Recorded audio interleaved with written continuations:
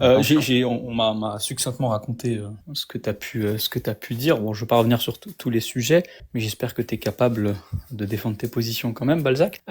Tu ressors ton argument de passer d'état potentiel à actuel, c'est ça? Non, je l'ai pas Non. sorti cet argument. Encore, je l'ai même pas encore formulé. Ah bon, tu l'as pas sorti? Non, je l'ai pas encore formulé, non. D'accord, c'est l'argument que tu as utilisé contre Azès. Oui, et D'accord. il a plutôt fonctionné. Du coup, on peut parler de la Trinité, s'il te plaît? Bah, vas-y, je peux te critiquer sur la Trinité, vas-y, choisis ton Vas-y. sujet. Trinité, Tu peux d'accord. parler du bourrin de Tamaeus, s'il te plaît? Vas-y, réponds à Tamaïus. Quelle prémisse sur Vas-y, le formule-le, s'il te plaît. Ah, tu connais pas Tamaïus?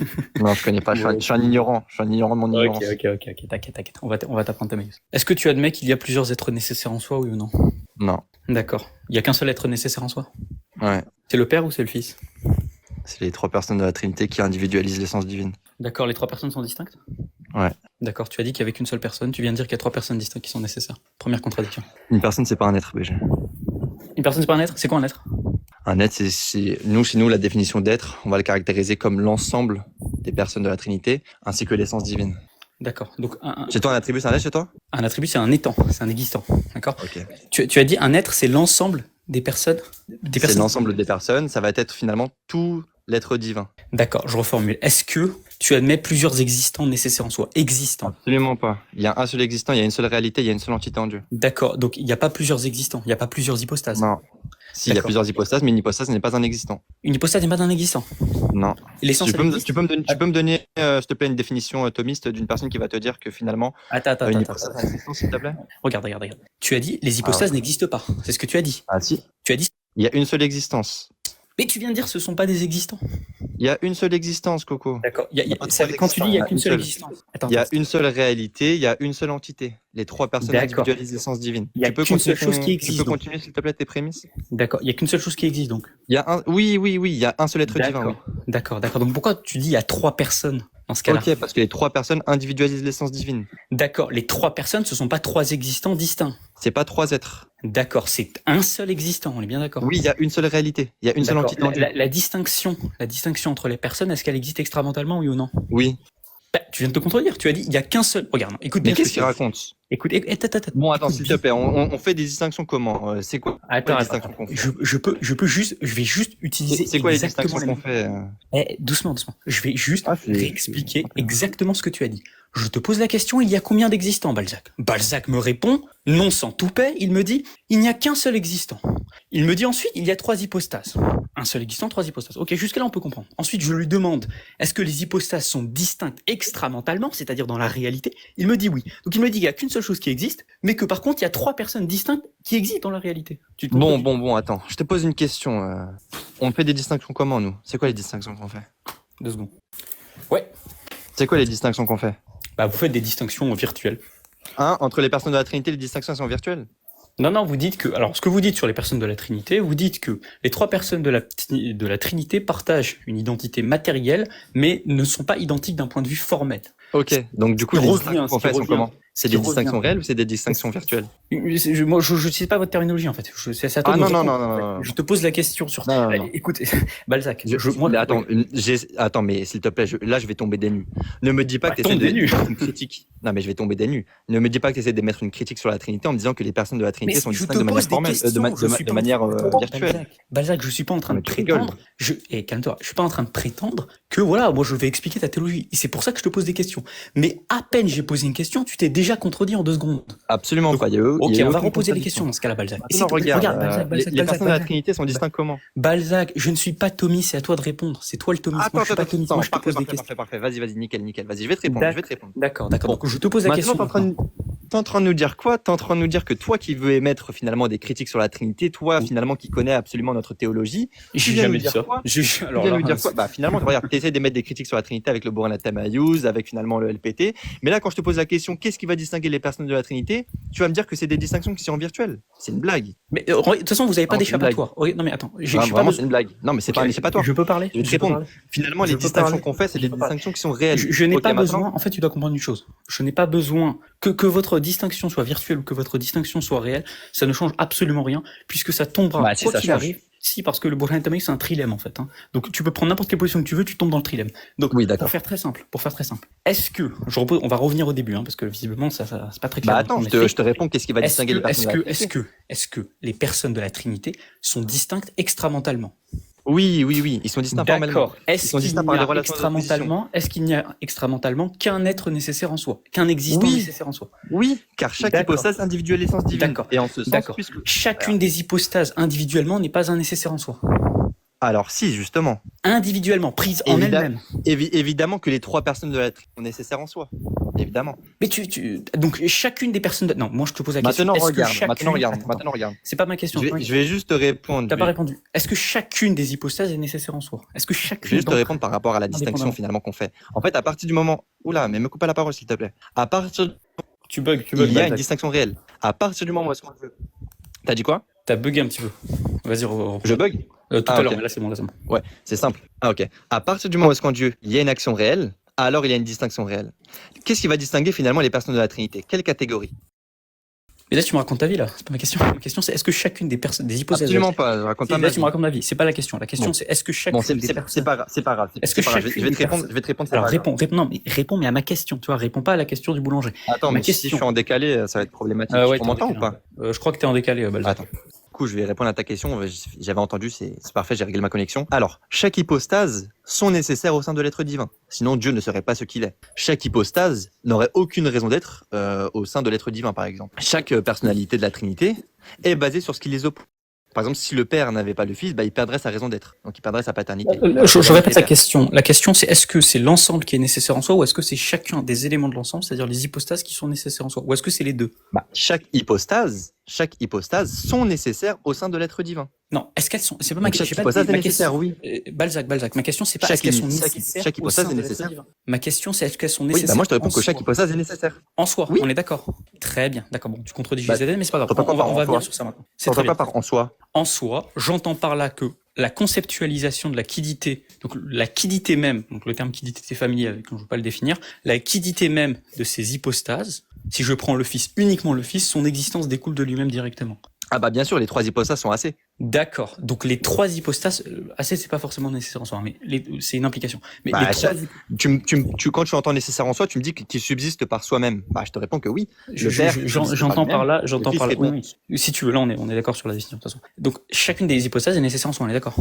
Oui, chaque hypostase est nécessaire en soi. D'accord. Est-ce que les hypostases partagent des propriétés communes ? Oui. Et est-ce que les hypostases ont des Qu'est-ce qu'il y a ? Comme lesquelles, par exemple ? C'est à te de me dire. Je t'ai posé la question. On va dire qu'il y a des notions qui sont personnelles dans la Trinité. Il y a des notions qui sont personnelles et des notions qui sont essentielles. D'accord. Très bien. Et les hypostases, est-ce que sont des propriétés particulières qui les distinguent des autres ? Ouais, le Père, il a la propriété de paternité. D'accord. Très bien, on avance. Il a la propriété de filiation. Voilà, de filiation, et le Saint-Esprit, je sais pas, peut-être vous appelez ça, vous dites inspiration, je sais pas si vous l'appliquez. Bon, ok. C'est l'inspiration. Oui. Voilà, très bien. Bon, on avance. Maintenant, la question que je te pose, Balzac. Si je prends une propriété distinctive du Fils, que tu as admis que le Fils avait des propriétés distinctives et tu as admis qu'il avait aussi des propriétés qu'il partageait avec les autres personnes de la Trinité. La propriété distinctive du Fils, est-ce que elle est nécessairement reliée aux propriétés communes? Alors je reste par exemple, la question. J'ai compris. Par exemple, le Fils par exemple, le Père engendre et le Père engendre et il a la propriété d'omniscience. C'est ça, par exemple. C'est pas exactement ça. Regarde. En gros, tu me dis qu'il y a un rapport de nécessité, par exemple. Attends, doucement. C'est pas que, on va aller doucement. Ok, vas-y, je te laisse parler, vas-y. Parce que généralement, vous comprenez pas et donc, je préfère aller plus doucement. Donc, le Fils, il a un ensemble de propriétés qui sont partagées, ok? Avec le Père et le Saint-Esprit. Et il a des propriétés, on va dire une, on va en considérer une. Il y en a plusieurs, je me doute bien, mais on va en considérer une pour l'exercice. Est-ce que la propriété distinctive du Fils, est-ce qu'elle est nécessairement reliée à l'ensemble des propriétés communes? Oui ou non? Alors, par exemple, si tu parles du fait que le Fils est engendré, alors, ça, faut bien comprendre que faut que tu précises le sujet. Si tu précises pas le sujet pour lequel c'est nécessaire, par exemple, on peut tomber dans des apories. Le sujet, il a été précisé. Alors, le sujet, il faut que tu vois en logique. Okay, donc, on parle d'un sujet. Le fils. Non, on parle pas du Fils. Tu m'as parlé du Fils. Non, regarde. Et tu m'as parlé du fils. Non, tu confonds sujet au sens ontologique. Oui, je t'ai parlé du fils, mais le lien de nécessité, il n'est pas entre la propriété distinctive et le fils. Ce qui est évident qu'il y a un lien de nécessité, puisque c'est dans la définition du fils. Oui, par exemple, du coup, comme je te dis, par exemple, tu parles d'un rapport de nécessité entre, par exemple, une propriété commune qui va être l'omniscience et une propriété personnelle qui va être engendrée, par exemple. Le set de propriétés communs, oui. On les prend toutes, et une propriété quelconque individuelle, particulière ou distinctive. Est-ce que, et le sujet, ici c'est un sujet logique, c'est-à-dire qu'on prend le set de propriétés communes comme sujet, et on a le droit de le faire parce que c'est pas un sujet ontologique, ici c'est un sujet logique. Est-ce que il y a un rapport de nécessité entre la propriété distinctive et l'ensemble des propriétés partagées? Oui ou non? Oui. D'accord, très bien. Tu as dit, Balzac, qu'il y avait un rapport de nécessité entre ces deux-là. Ce qui fait que... il faut que tu précises le sujet pour lequel ce rapport modal est nécessaire. Regarde. Tu as dit, l'ensemble des propriétés partagées a un rapport de nécessité avec la propriété distinctive du fils. Oui, et c'est pour ça que je te dis qu'il faut que tu précises pour quel sujet ce rapport modal est nécessaire. Attends, je l'ai déjà précisé et je vais te le repréciser. Mais juste écoute bien.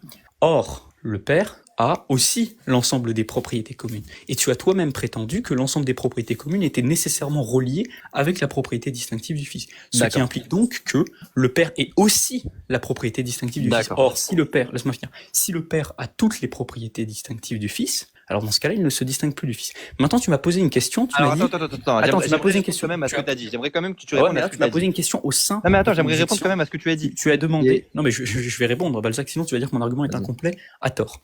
Tu as dit que je dois préciser le sujet. Je te dis, le rapport de nécessité, il est entre un prédicat, qui est la propriété distinctive, et un sujet logique ici, qui est l'ensemble des propriétés partagées. C'est un sujet logique. D'accord, Von Reich. Bon, encore une fois, tu précises pas pour lequel ce rapport modal est nécessaire. L'ensemble des propriétés. Je t'écoutais.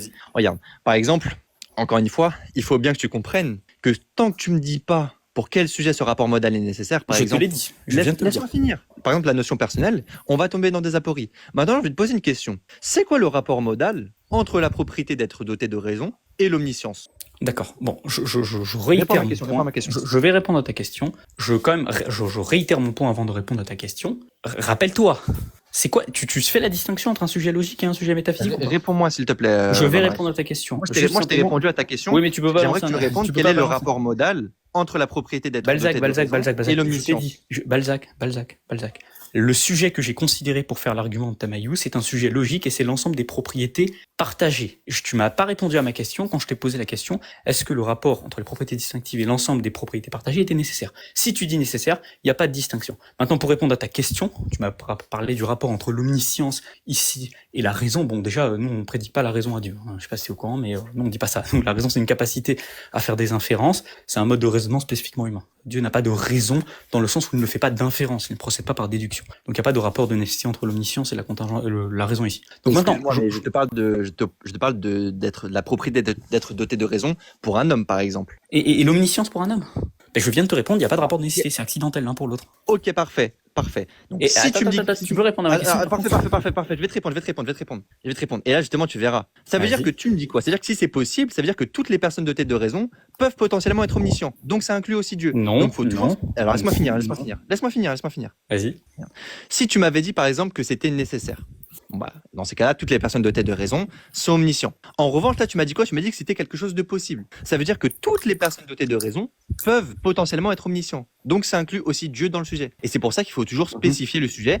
C'est tout simplement parce que si on fait un jugement modal sur deux concepts sans le spécifier, on peut tomber dans des problèmes comme des apories, par exemple. Et le rapport modal, par exemple, entre le fait d'engendrer, par exemple, et le fait d'être omniscient pour le Père, c'est un rapport qu'on va dire qui est de nécessité. On va dire que le rapport modal entre le fait d'engendrer et le fait d'être omniscient pour le Fils est un rapport d'impossibilité. Le rapport modal entre la filiation et l'omniscience pour le Père, on va dire que c'est un rapport d'impossibilité aussi. En revanche, on va dire que pour le Fils, c'est un rapport modal de nécessité. Et donc, c'est pour ça que je te dis qu'il faut toujours préciser le sujet lorsqu'on parle finalement de concepts. Si tu me parles d'un concept comme le rapport, comme la propriété distinctive commune et la propriété distinctive personnelle, frérot, faut vraiment que tu précises le sujet. Ok. Ok, alors déjà, premièrement, sur ton point sur la possibilité, bon, déjà, nous, on distingue imkan am et imkan khas, la possibilité générale et la possibilité particulière. La possibilité générale, c'est pas forcément ici la contingence. La possibilité générale, ici, ça peut être l'impossibilité comme la possibilité logique. Bon, évidemment que si tu poses la question, est-ce que dans un sujet, on peut avoir l'omniscience? Qu'est-ce que t'as dit? T'as bugué, j'ai pas entendu. Je t'ai dit que, évidemment. T'as bugué. Alors, je répète, dans ce cas-là, déjà, tu confonds ce que nous, on distingue chez nous entre la possibilité générale et la possibilité spécifique, imkem ma'am et imkem khas. C'est-à-dire que la possibilité générale inclut la contingence et l'impossibilité. Plutôt, la possibilité générale inclut la nécessité et la possibilité spécifique inclut que la contingence. Bon, évidemment que si tu poses la question de est-ce qu'on peut avoir dans un locus à la fois quelque chose d'omniscient et à la fois quelque chose de rationnel, la réponse sera non. Il y a une implication contradictoire ici. Ce que je voulais simplement dire ici, c'est que pour revenir sur mon point de départ, toi tu dis le sujet n'a pas été spécifié. Tout ton argument, c'est de dire le sujet n'a pas été spécifié. Je te réponds, si le sujet a été spécifié. En logique, un sujet, ce n'est pas forcément un sujet métaphysique, ça peut être un simple concept. Le concept qu'on a décrit tout à l'heure d'ensemble de propriétés partagées, ça constitue un sujet logique. Quand je dis la voiture, c'est un sujet logique. Quand je dis le rouge, c'est un sujet logique. Quand je dis un gilet, c'est un sujet logique. Il faut que tu revoies un petit peu les sujets logiques. Donc, quand je considère le sujet logique... C'est vrai que tu parlais de concept, Von Reich. Attends. Tu parlais de concept. Vas-y, je te laisse. Je peux finir, ok. Ensuite, toi tu dis, alors le gros de ton propos, et là il y a un problème, tu m'affirmes sans aucun problème que le sujet ensemble de propriétés partagées est nécessairement lié à la propriété distinctive du fils. Tu l'as dit plusieurs fois, tu l'as répété encore une fois. Mais là, le problème qui se pose, et le sujet a été spécifié, tu peux pas prétendre que le sujet n'a pas été dit, tu peux pas répéter cette phrase. C'est une évidence, j'ai dit le sujet. Le sujet, c'est l'ensemble des propriétés partagées. Bon, une fois que ceci a été dit, eh bien, si tu me dis que le rapport est de nécessité entre les deux, ça veut dire qu'on ne peut pas concevoir l'un sans l'autre. Autrement dit, le père, avec ses propriétés communes, qui a le set des propriétés communes, étant donné que c'est nécessairement lié à la propriété distinctive, doit aussi avoir la propriété qui est censée distinguer le fils du père. Et donc, si le père a les propriétés distinctives du fils, cela implique donc qu'il n'y a plus de distinction entre le père et le fils. Toi, tu me dis, le sujet n'a pas été spécifié. Voilà, je t'ai spécifié le sujet, c'est la 4e fois que je le fais. Peux-tu me dire maintenant où est le problème dans l'argument, Balzac? Bon, d'accord, je vais te répondre. Parfait. Tu verras que je t'ai pas coupé, mis à part une fois. Bon, après, je me suis vite... Vas-y, je te couperai pas. Juste ne sois pas trop long, comme ça on avance. Non, je vais être rapide, en fait, c'est simple. Quand je te parle qu'il faut préciser le sujet, je te parle pas d'un sujet logique. Moi, je te parle du sujet de l'hypostase, la personne. Il faut que tu précises pour quelle personne ce rapport modal est nécessaire. Et sinon, on va tomber justement dans des apories. Et c'est pour ça que je t'ai répondu. Le rapport modal entre le fait d'engendrer et le fait d'être omniscient pour le père, c'est un rapport de nécessité. Le rapport modal entre le fait d'engendrer et le fait d'être omniscient pour le fils, c'est un rapport d'impossibilité. Il en va de même pour la filiation. C'est un rapport de nécessité pour le fils, un rapport d'impossibilité pour le père. En fait, c'est très simple. Quand tu me parlais des concepts, j'avais très bien compris. Tu me parlais des concepts, ça j'ai bien compris que tu me parlais des concepts. Moi, je te réponds avec finalement quel est le rapport modal entre la propriété d'être doté de raison, ou, alors on va dire par exemple, quel est le rapport modal entre le fait de ne pas être un homme et le fait d'être omniscient. Vas-y, je te pose la question. Quel est le rapport modal entre le fait de ne pas être un homme et le fait d'être omniscient? Est-ce que tu as fini ton propos? Ah oui, je t'ai répondu. D'accord. Bon, je repars sur le point de départ, le point crucial, parce qu'on va pas multiplier les exemples pour rien, on va aller sur le point crucial. Tu as dit que pour que je puisse faire ma proposition et ma relation de nécessité, j'étais obligé de spécifier un sujet métaphysique. La question que je te pose, Balzac, c'est pas compliqué, hein. La question que je te pose, pour établir un rapport modal, est-ce qu'il faut forcément que le sujet soit un sujet métaphysique? Mais non, c'est pour ça que je te parle de concept. D'accord, mais non, attends.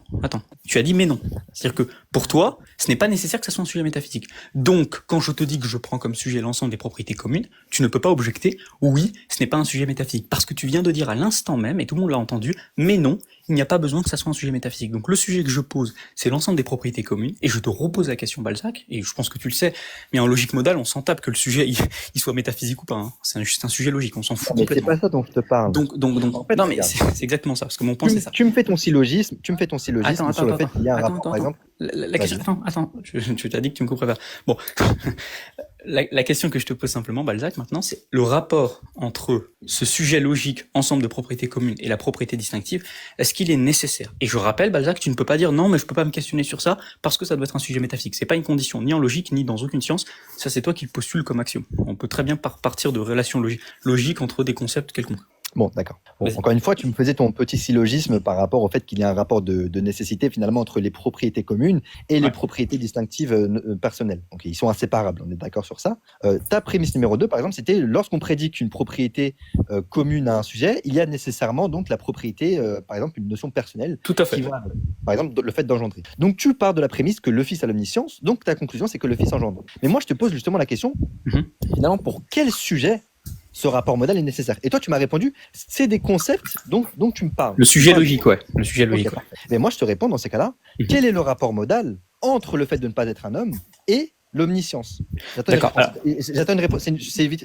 Vraiment, tu me dis soit possible, soit nécessaire. Bref, tu me dis juste ça, ensuite je continue ma lancée. D'accord.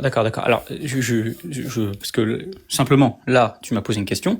Ça veut dire que tu ne peux pas répondre de façon théorique à ce que je viens de dire. Tu es obligé de partir sur un exemple pour montrer que, entre guillemets, justement, je vais te montrer comme quoi, finalement, c'est des apories. Donc, réponds-moi, s'il te plaît, quel est le rapport modal entre le fait de ne pas être un homme et le fait d'être omniscient? D'accord. Bon, je réponds maintenant à ta question parce que tu n'as pas pu répondre à la mienne, visiblement. Donc, la question que tu poses, non, justement, j'allais y répondre, justement. Oui. Justement, j'allais y répondre. Là, j'attendais juste que finalement, tu répondes à ça. Tu peux y répondre. Ce serait plus pratique, en fait. Parce que ça sert à rien de Regarde, tu as cité un premier exemple, j'ai répondu à ton premier exemple. Tu vas me citer encore l'omniscience avec le fait de pas être un homme. Ensuite, tu vas citer l'omniscience avec le fait de pas être un truc. Tu vas multiplier les exemples. Balzac, ça sert à rien. Est-ce qu'on peut rester sur le... Moi, je peux te répondre à ça, il y a aucun problème. Mais c'est juste que j'ai déjà répondu à ton premier exemple. Je puisse continuer ma lancée. Quand j'ai répondu à ton premier exemple, je t'ai déjà dit qu'ici, il n'y avait pas de rapport de nécessité entre le fait d'être rationnel et le fait d'être omniscient. Oui, mais répondre. Oui, je vois pas le. C'était quelque chose de possible. Et là, je te repose la question finalement. Quel est le rapport modal entre le fait de ne pas être un homme et le fait d'être omniscient? Alors, quand tu dis ne pas être un homme, alors on va questionner les termes. Donc, quand tu dis déjà être omniscient, tu parles ici de la propriété divine ou pas? La quiddité de la propriété divine ou pas? Oui. D'accord. Oui. Et donc, tu poses la question du rapport modal entre le fait de ne pas être... Attends, tu as du mal avec ça ou quoi? Je suis en train de te répondre. C'est juste que je précise les termes de la question. Donc, les termes de la question que tu as posée, tu veux la propriété divine avec la négation, ne pas être un homme, c'est ça? La réponse, c'est qu'ici, il n'y a pas de rapport de nécessité. Et quand tu vas me dire oui, mais alors... C'est un rapport de quoi alors? Très bien, je vais te dire, c'est un rapport de nécessité par autre que soi. C'est-à-dire que c'est impossible en soi, nécessité par autre que chose. Je t'explique ça très, très simplement. Alors écoute, parce que bon, tu vois, tu vas rentrer dans les exemples et après il faudra que tu assumes les exemples. Bon, la question que tu poses sous-jacente, c'est en fait, voilà, si tu prends par exemple quelque chose qui n'est pas un homme, et tu prends un tigre, et que tu prends Dieu à la fois, et que tu dis que le rapport entre Dieu et l'omniscience, enfin si tu dis que le rapport entre le fait de pas être un homme et le fait d'avoir l'omniscience, c'est un rapport qui n'est pas de nécessité, alors ça impliquerait selon toi que ça implique que pour Dieu, il n'y a pas de rapport de nécessité avec l'omniscience. Bon, nous ce qu'on dit, c'est que en soi, pris en soi, le fait de ne pas être omniscient, le fait d'être omniscient, le fait de ne pas être un homme, pris en soi, c'est un rapport de possibilité. C'est un rapport de possibilité. Pourquoi? Parce qu'un tigre peut très bien ne pas être omniscient. Un lion peut très bien ne pas être omniscient. Maintenant, pourquoi il y a un rapport de nécessité dans le cas de Dieu? C'est parce que, en plus de la quiddité générale, ne pas être un homme, qui est une quiddité négative, il y a quelque chose en plus, qui est la quiddité divine, qui vient impliquer nécessairement ce rapport logique. C'est ce qu'on appelle la nécessité par autre que soi, Balzac. Bon, je te donne un exemple de quiddité par autre que soi, comme ça tu comprends plus facilement. Ok? Si par exemple, je te prends un exemple, on prend l'exemple qui est cité chez nos savants, c'est en général le suivant. Zayd est assis sur une chaise.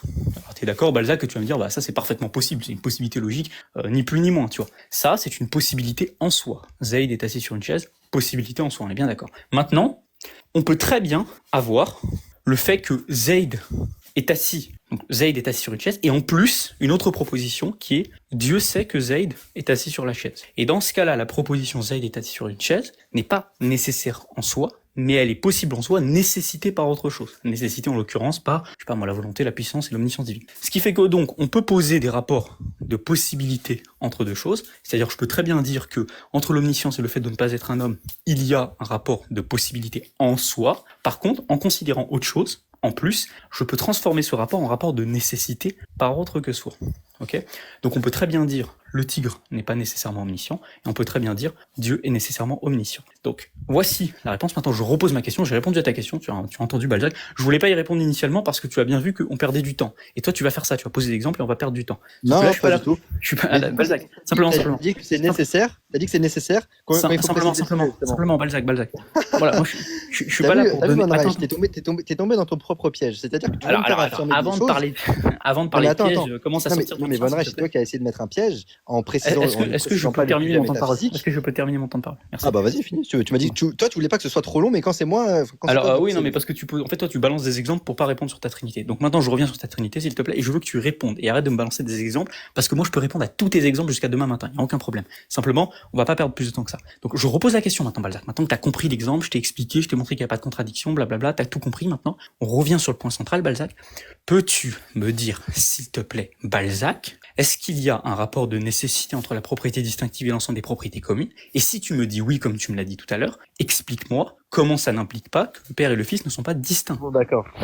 Est-ce que tu peux répondre à ça, s'il te plaît? Oui, je vais te répondre. Bon, c'est parfait. Ah ça, s'il te plaît, pas d'exemple, on peut pas dans tous les sens. Je vais répondre à tout ce que Oui, il faut le faire. Allez, vas-y, laisse-moi parler. Je t'écoute, je t'en prie. Merci beaucoup. Alors, encore une fois, tu es tombé dans ton propre piège et je vais t'expliquer pourquoi. Parce que tu as dit quoi? Quand je t'ai posé justement cette question finalement entre le rapport modal, entre le fait de ne pas être un homme et le fait d'être omniscient, tu m'as dit qu'il faut préciser le sujet tu m'as dit que justement c'est nécessaire selon le sujet métaphysique. C'est ça que tu as dit. Non, j'ai pas dit ça. Laisse-moi. Je te reprends juste parce que j'ai pas dit ça. Oui, je vais pas te reprendre d'accord, plus calme, mais j'ai pas dit ça. Oui, d'accord. Si tu veux, tu n'as pas dit ça. Vas-y. Maintenant, regarde. Tu as dit que c'était nécessaire, donc dans ces cas-là, le fait de ne pas être un homme et le fait d'être omniscient, finalement, si c'est nécessaire, dans ces cas-là, tous les hommes qui ne sont pas. Non, j'ai dit que c'était possible. Tu t'écoutes même pas ce que je dis. Juste, je te reprends juste parce que tu viens de contredire ce que j'ai dit il y a 2 secondes. Tu es tombé dans des apories finalement parce que tu as dit que c'est à la fois nécessaire et à la fois possible. Finalement, en fait, avec cette question par rapport au rapport modal, finalement, on va tomber dans des sophismes par composition. Maintenant, regarde. Moi, ma réponse a été toute simple. Si tu précises le sujet, par exemple le sujet fils, je te réponds que c'est un rapport d'impossibilité, car tout simplement le rapport modal entre, par exemple, la propriété d'engendrement et l'omniscience, c'est un rapport d'impossibilité pour le fils. En revanche, c'est un rapport de nécessité pour le père. Par contre, si on parle de la filiation, par exemple, le rapport modal entre la filiation et l'omniscience pour le père, donc pour le sujet métaphysique, ça va être un rapport d'impossibilité. En revanche, pour le fils, le rapport modal entre la filiation et l'omniscience, ça va être un rapport de nécessité. Et c'est pour ça qu'il faut toujours préciser le sujet sur lequel on parle. Sinon, on tombe dans des apories. Quand on fait un jugement modal sur 2 concepts, sans spécifier le sujet métaphysique, on peut tomber dans des apories. Et c'est pour ça que je t'ai dit de préciser le sujet. Et finalement, c'est pour ça que tu es tombé dans ton propre piège en disant que c'était nécessaire. D'accord, Balzac. Est-ce qu'on doit... Quel est le rapport modal Quel est le rapport modal entre... Allez, nouvel exemple. On va faire vraiment la ribambelle. En fait, à chaque fois que tu es en difficulté, tu donnes un nouvel exemple. Vas-y, continue. Je vais te répondre jusqu'à demain matin s'il le faut pour tes exemples. Ma réponse, elle est complète. Quel est le rapport modal entre être un homme et l'acéité? C'est bon, t'as fini? T'as fini ou pas? Bon, je reprends tes propos dans l'ordre. Déjà, tu as dit que moi, j'avais dit qu'il y avait un rapport de nécessité entre le fait de ne pas être un homme et le fait d'être omniscient. Première erreur, non, j'ai pas dit ça. Tu dis exactement le contraire de ce que je viens de dire. Au contraire, j'ai dit qu'il y avait un rapport de possibilité qui était nécessité par autre que soi. Ensuite, tu me dis, je reviens à affirmer que c'est à la fois possible et nécessaire. Non, Balzac, ce n'est pas ce que j'ai dit. J'ai dit que c'était possible en soi, nécessité par autre que soi. Ce qui ne revient pas à la même chose que dire que c'est nécessaire en soi et possible en soi à la fois, ce qui serait évidemment une contradiction. Il faut écouter Balzac, c'est la base du débat. Il faut écouter ce que les autres disent pour ensuite pouvoir répondre. Donc déjà, j'ai parlé un peu, tu vois, je voulais pas répondre à ton exemple parce que je savais que t'allais rien comprendre. Et là, t'as rien compris, ça se voit. Les gens l'ont entendu. Bon. Maintenant, tu as dit, encore une fois, tu refais ta même erreur, tu dis oui, mais il faut préciser le sujet métaphysique. Je te dis non, et en logique modale, on n'a pas besoin de préciser le sujet métaphysique. Toi, que tu prétends qu'on a besoin de prouver de préciser le sujet métaphysique, parce que sous prétexte que ça mène à des apories, j'ai montré que ce que t'as précisé là, c'était pas du tout une aporie. C'est absolument faux. Il y a aucune aporie dans ce que t'as dit. Je viens de montrer qu'il y avait absolument aucune aporie, simplement en faisant une distinction très simple qui existe depuis le Xe siècle, nécessaire en soi, nécessaire par autre que soi. Ok, tu l'as vu. Donc, la question, je reprécise pour que tu comprennes vraiment bien, je te parle ici d'un seul sujet logique, pas d'un sujet métaphysique. Oublie le sujet métaphysique, c'est pas une condition ni en logique ni en rien du tout. Une condition peut-être dans ta tête, mais pas ici. Donc, la question que je pose, y a-t-il un rapport de nécessité entre l'ensemble des propriétés partagées et la propriété distinctive? Tu me dis, Balzac, à de multiples reprises, oui, mais ça dépend du sujet considéré. Ça dépend du sujet considéré. Par exemple, tu me dis pour le fils, ça sera nécessaire, et pour le père, ça sera impossible. C'est ce que tu as dit, tu es d'accord? Tu peux me confirmer comme ça, je parle pas dans le vide. Oui, effectivement, j'ai dit qu'il y a un rapport modal. Le rapport modal entre l'affiliation et l'omniscience pour le père, c'est un rapport d'impossibilité. En revanche, pour le fils, c'est un rapport de... D'accord. Donc tu dis et ce que tu es en train de dire là, pour le coup, c'est une vraie contradiction. Pourquoi? Parce que tu as dit que quand tu considères un sujet logique, ensemble des propriétés partagées et une propriété distinctive, celle du fils, tu as dit que le jugement, c'était un jugement de nécessité. Mais pourtant, tu dis que dans certains cas, c'est un jugement d'impossibilité et dans un autre cas, c'est un jugement de nécessité. Qu'est-ce qui change entre les deux? Ce qui change entre les deux pour toi, Balzac, et tu l'as précisé, et ce qui était bien d'ailleurs, c'est bien fait de l'avoir précisé, ce qui change, c'est qu'on considère deux sujets métaphysiques différents. Et c'est pour ça que tu changes le rapport modal. Comme s'il y avait une sorte de nécessité par autre que soi. Je vois que tu as un petit peu l'intuition de ça. Mais Balzac, quand tu dis ça, quand tu dis que le rapport, il est nécessité par le sujet fils, qu'est-ce qui nécessite le rapport dans le sujet fils? Est-ce que c'est une autre propriété distinctive du fils? Ou alors est-ce que c'est les propriétés communes du fils? Est-ce que tu peux répondre juste à cette question pour que je puisse poursuivre mon propos? Alors, qu'est-ce qui fait... Alors, je répète ma question précisément, comme ça tu l'entends bien. Qu'est-ce qui fait, Balzac, dans le fils, que le rapport entre ses propriétés communes et ses propriétés de sa propriété distinctive qu'on a considérée, c'est un rapport de nécessité. Est-ce que c'est une de ses propriétés communes, ou alors est-ce que c'est une de Non, ses c'est une notion qui est propriétés personnelle. La filiation, c'est propre à la personne du fils. Tu rigoles Alors, quoi? ouais, mais alors, justement, c'est très bien, mais c'est la question que je te pose, justement. Par contre, j'aimerais bien développer mon point, par contre. Ok, tu vas pouvoir le développer. Simplement réponds à ma question. Tu vas pouvoir le développer autant que tu veux. Ma question, c'est simple. Tu dis, il y a un rapport de nécessité pour le fils, un rapport d'impossibilité pour le père. Est-ce que tu peux me dire ce qui implique que pour le fils, ça soit un rapport de nécessité entre l'ensemble des propriétés communes et la propriété? Attends, j'ai pas fini. Ce qui implique qu'il y a un rapport de nécessité entre l'ensemble des propriétés communes et la propriété distinctive, est-ce que c'est une propriété commune ou est-ce que c'est une propriété distinctive? Mais Von Reich, ça, c'est de l'amnésie pure et dure. Est-ce que c'est une propriété commune ou est-ce que c'est une propriété distinctive? Je sais que tu rigoles parce que tu le sais que je t'ai déjà donné la réponse. Non, justement, je le sais pas. Je t'ai dit que le rapport modal, par exemple, pour le fils, ça va être la filiation. La filiation, c'est quoi? Donc tu dis que c'est la filiation, la propriété distinctive qui implique la nécessité, c'est ça? Bah évidemment. Évidemment, le rapport modal, évidemment que tu te rends compte de ce que tu dis là. Von Reich, tu rigoles ou quoi? Okay. Évidemment que c'est le fils qui possède finalement cette propriété de filiation. C'est la propriété de filiation. Ce n'est pas le père. Attends. Mais évidemment, mais attends, excuse-moi, mais c'est quoi la filiation? Ne fais pas le tribun. Ne fais pas le tribun. Simplement écoute. Absolument pas. Je fais absolument pas le tribun. Regarde ce que tu as dit. C'est quoi la filiation? Tu as dit que ce qui fait que le rapport est de nécessité entre la propriété entre les propriétés c'est quoi la distinction. Je finis mon propos, ça rien de m'interrompre. J'aimerais bien répondre. Tu as dit que le rapport de nécessité entre les propriétés communes et les propriétés distinctives, c'était un rapport qui était impliqué par quoi? Par la filiation, donc par une propriété distinctive. Tu es d'accord? Bon, laisse-moi parler maintenant. Si tu dis ça, Balzac, quand je te pose maintenant la question. Laisse-moi parler, s'il te plaît. Attends, je finis mon propos. Parce que si je finis pas l'argument, tu vas rien comprendre. Ça fait depuis 6 minutes que tu parles. On pouvait mettre un Oui, tu pourras parler autant que tu veux après. Simplement, tu m'as donné 2 exemples inutiles. Donc, je reprends sur juste dernier point, et après je te laisserai parler. Si tu me dis que c'est la filiation qui implique un rapport de nécessité, Balzac, ce qui se passe dans ce cas-là, c'est que quand je te pose la question, quel rapport il y a entre l'ensemble des propriétés particulières et la filiation, l'ensemble des propriétés communes et la filiation, dans le cas du père, tu vas forcément me dire qu'il y a un rapport de nécessité, puisque dans le prédicat, tu considères la filiation. Donc, il y aura un rapport de nécessité. Donc, le père, il aura tout autant la filiation que le fils. Voilà, je te laisse répondre maintenant un peu longuement. C'est pas ce que tu dis. Bon, vas-y, laisse-moi répondre, s'il te plaît. Bon, encore une fois, c'est tout simple.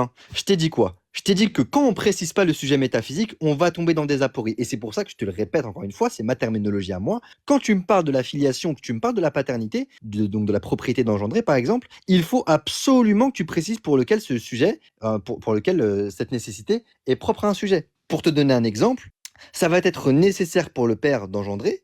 C'est le rapport modal entre par exemple le fait d'engendrer et le fait d'être omniscient. Pour le père en particulier, ça va être un rapport de nécessité. En revanche, pour le fils, ça va être un rapport d'impossibilité. Pourquoi? Parce que c'est une notion qui est personnelle. La propriété d'engendrement, c'est une notion qui est personnelle. De même que la filiation aussi.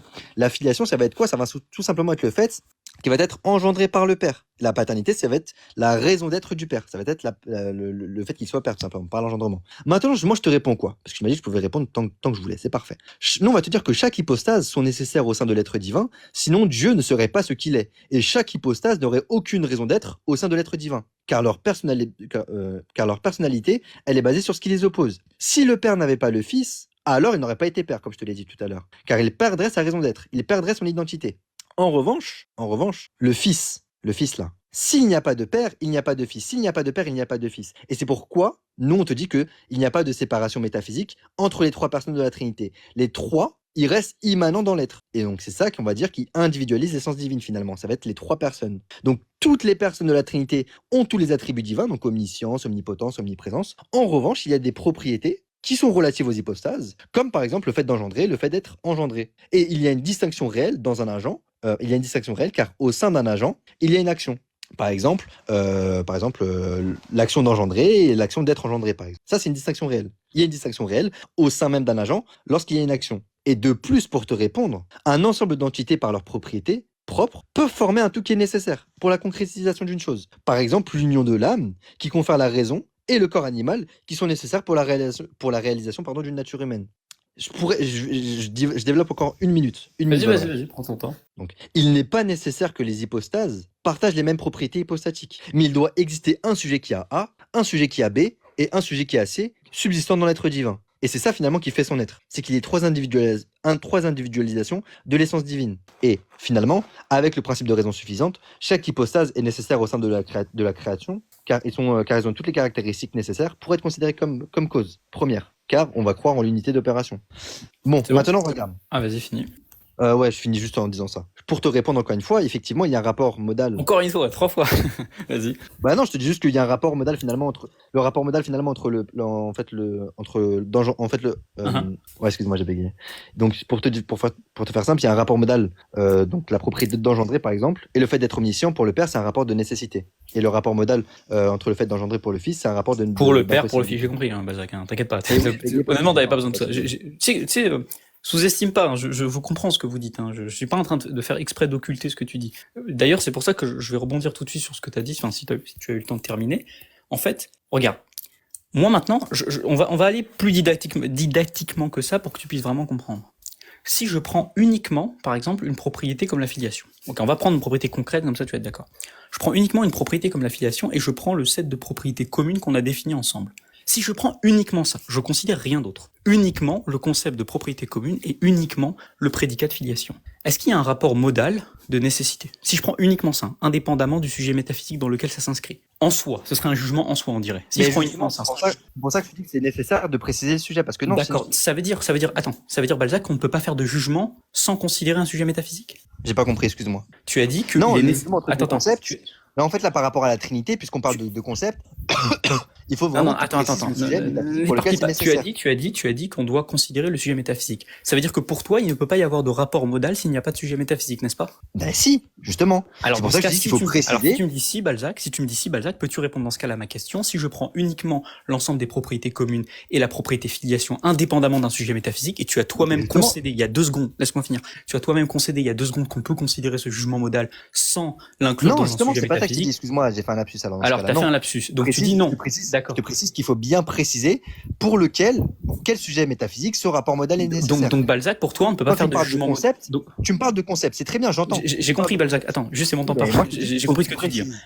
Ma question, elle est simple. Est-ce qu'on peut appliquer un jugement modal si on ne considère pas un sujet métaphysique, oui ou non? Non, chez nous, quand on va parler finalement. On peut pas. Attends. Tu m'as répondu non. J'ai compris pourquoi tu dis non. Donc ça veut dire que pour toi, Balzac, la logique modale se trompe. On ne peut pas faire de jugement sur des choses. Non, pas du tout. C'est pas ça que je te dis. Ce que je te dis, alors comment tu expliques? Quand on parle de la Trinité, je te dis que quand on parle de la Trinité, il faut vraiment que tu précises le sujet pour lequel. C'est pas ma question. S'il te plaît, restons sur. Non, mais moi je te dis, je comprends. Mais ma question c'est pas ça. Je suis pas en train de te parler dans le cadre du Fils, dans le cadre du Père, dans le cadre du Saint-Esprit. Mais moi je te le précise. Alors attends, mais je sais pas. En fait, Van Reich, regarde, je vais t'expliquer une chose. Non, tu vas pas m'expliquer. Tu peux pas, par exemple, considérer. Non, tu me coupes pas la parole, s'il te plaît. Ouais. Juste un truc. Est-ce que tu peux répondre simplement à cette question? Elle est simple. Est-ce que, en général, on peut faire des rapports modaux entre des choses qui ne sont pas forcément des sujets? Mais non, en l'occurrence, on parle de quelque chose de particulier. Est-ce qu'on peut le faire? Non, est-ce qu'on peut le faire? Dis-moi, est-ce qu'on peut le faire ou pas? Dans le cas que je t'ai dit, est-ce qu'on peut le faire ou pas? Dans le cadre du sujet de la Trinité, non. Il faut que tu précises le sujet. D'accord. Et je comprends pas. Attends, je prends ton propos.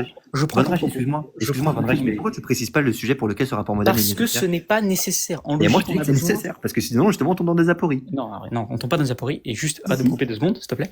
Balzac. Excuse-moi, je me coupe aussi toutes les 2 minutes. Non, tout à l'heure, la longue tirade que tu as fait, je t'ai pas coupé une seule fois, il me semble. Voilà. Donc, Balzac, ce que je suis en train de te dire ici, c'est que, en fait, moi, la question que je te pose, déjà, faut revenir aux bases. Tu es d'accord pour dire que, pour toi, on ne peut pas considérer un rapport modal s'il n'y a pas de sujet métaphysique. On est d'accord? Vas-y, pas de couper.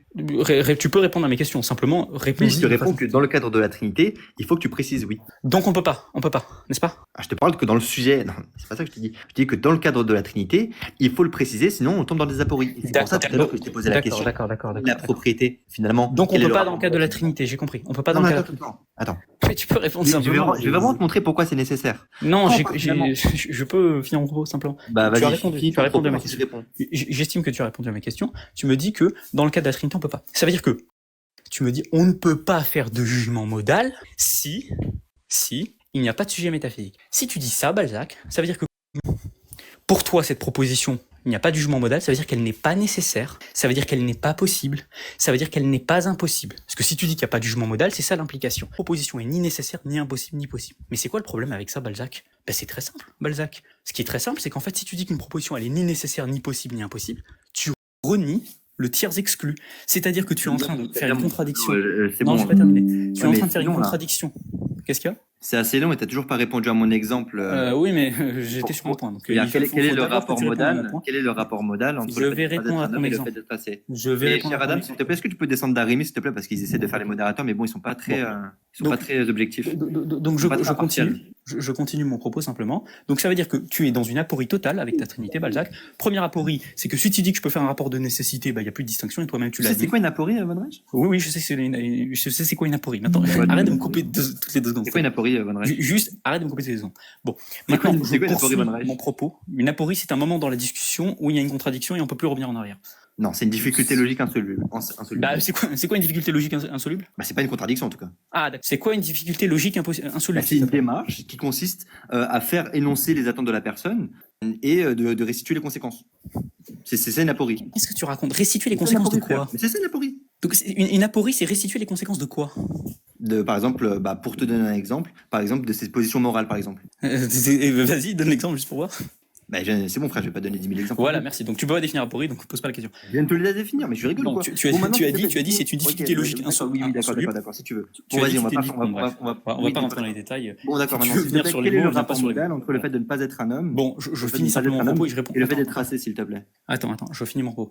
Donc, le dilemme ou l'aporie, parce que je vais maintenir mon terme, c'est la possibilité d'une aporie pour toi. Le dilemme ou l'aporie, c'est que soit tu admets qu'il y a un rapport modal et dans ce cas tu tombes dans l'absence de distinction le père et le fils, soit tu dis qu'il n'y a pas de rapport modal et dans ce cas tu contredis le tiers exclu qui est une des lois de la logique que tu es censé admettre. Maintenant par rapport à ta question qui n'a d'ailleurs aucun intérêt, ta question c'est alors, Balzac me dit oui non mais c'est quoi le rapport de nécessité? Est-ce qu'il y a un rapport entre le fait d'être homme et c'était quoi l'autre point? Le fait d'être homme et omniscience, c'est ça? C'est quoi le rapport modal entre le fait de ne pas être un homme et le fait d'être assez? D'accord, entre le fait, alors le rapport, en fait c'est exactement la même question puisque tu as posé exactement la même question. Non, tu te répètes. Non, tout à l'heure je t'ai posé la question avec l'omniscience. Ça revient exactement à la. Alors l'acéité, c'est pas l'omniscience. Je sais, mais ça revient exactement. La réponse va être exactement la même. Je te la redonne. Écoute bien. Juste écoute bien. C'est le seul demande que je te fais. J'écoute bien. Voilà, écoute bien. Ça, là, j'aime bien comme ça. Bon. Le rapport pris en soi, ouais, c'est bizarre, mais bon, on est obligé. Le rapport pris en soi entre le fait de ne pas être homme, enfin le fait de ne pas être homme et l'acéité, c'est un rapport de possibilité. Maintenant, qu'est-ce que ça signifie? Ça signifie que si on considère uniquement ces deux choses-là, le fait de ne pas être homme et le fait d'avoir l'acéité, il n'y a pas d'implication logique. Il n'y a pas de rapport ici d'implication logique. Il n'y a pas ni d'équivalence ni d'implication logique, il n'y a rien du tout. Il y a un rapport de possibilité. Par contre, et j'anticipe ton objection, tu vas dire dans ce cas-là, oui mais alors Dieu n'est pas homme, et Dieu a l'acéité. Et donc vous êtes en train de dire, selon nous, dans ce cas-là, qu'il y a ici un rapport de possibilité entre le fait d'être Dieu et l'acéité. La réponse ici, on dit il y a une erreur.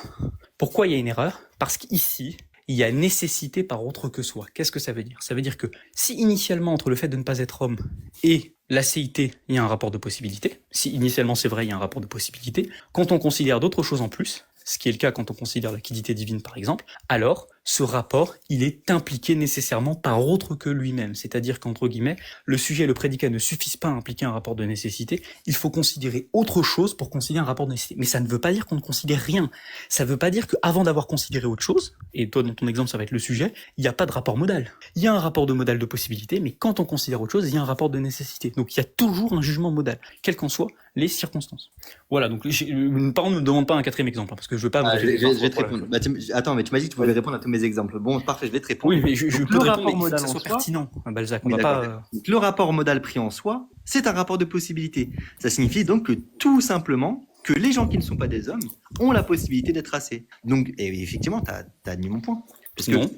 Ah mais attends, t'inquiète, je vais venir. T'as admis mon point dans le sens où effectivement j'allais dire que Dieu n'est pas un homme et pourtant il a l'acéité. Donc oui, t'as tout compris finalement. Là, tu as précisé le sujet métaphysique qui est Dieu. Donc tu précises le sujet car sinon tu sais que tu tombes dans des apories. C'est pour ça que t'as parlé de nécessairement de préciser autre chose et donc le sujet. Donc il faut toujours que tu considères le sujet métaphysique. Là, en l'occurrence, on tombe dans des apories et c'est pour ça que je dis essaie de prendre ma terminologie et essaye finalement de comprendre ce que je te dis quand je te dis qu'il faut que tu me précises le sujet pour lequel ce rapport modal est nécessaire.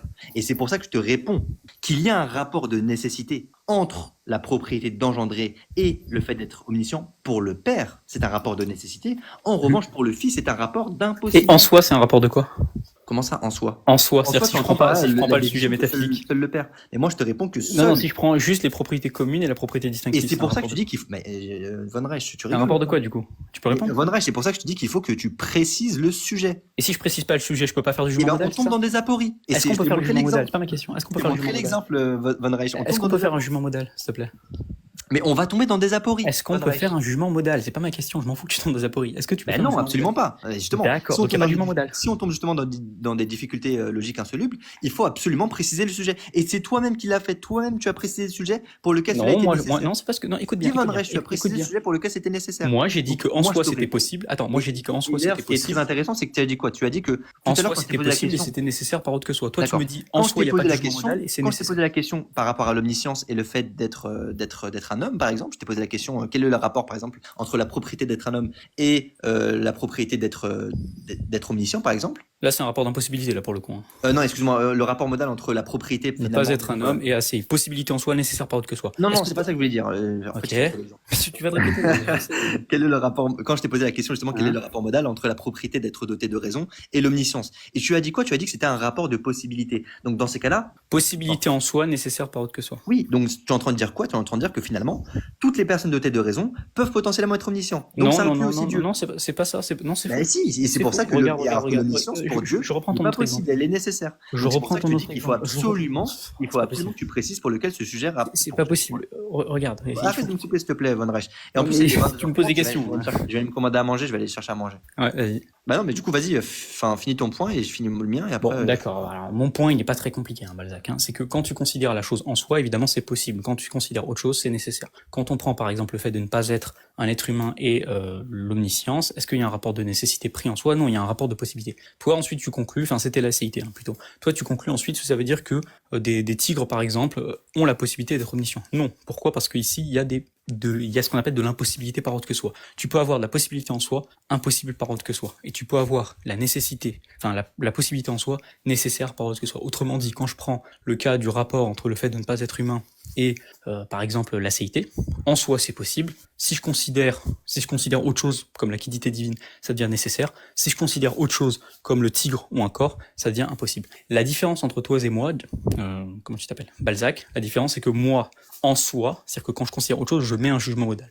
Je mets un jugement de possibilité. Alors que toi, en soi, quand je te pose la question, indépendamment d'un sujet métaphysique, tu refuses de mettre ici un jugement modal. Et si tu refuses de mettre un jugement modal, il y a une aporie directe, et là pour le coup c'est une vraie aporie, c'est que tu contredis le tiers exclu, parce que tu es en train de dire qu'une chose n'est ni possible, ni impossible, ni nécessaire, c'est une proposition, donc elle devrait parfaitement pouvoir accepter la modalité, donc là c'est une contradiction du tiers exclu, et tu contredis dans ce cas même ta théologie d'une certaine manière. Donc voilà, c'est pas très compliqué, mais bon, tu peux donner d'autres exemples, mais ça sert à rien, moi je vais te répondre toujours sur le même modèle, et tu vas répéter quoi. Ouais, finalement c'est un petit peu ce qui s'est passé. Bon, en fait la discussion n'était pas prévue de base, donc si tu veux on peut s'organiser une autre discussion, moi ça me pose pas de problème.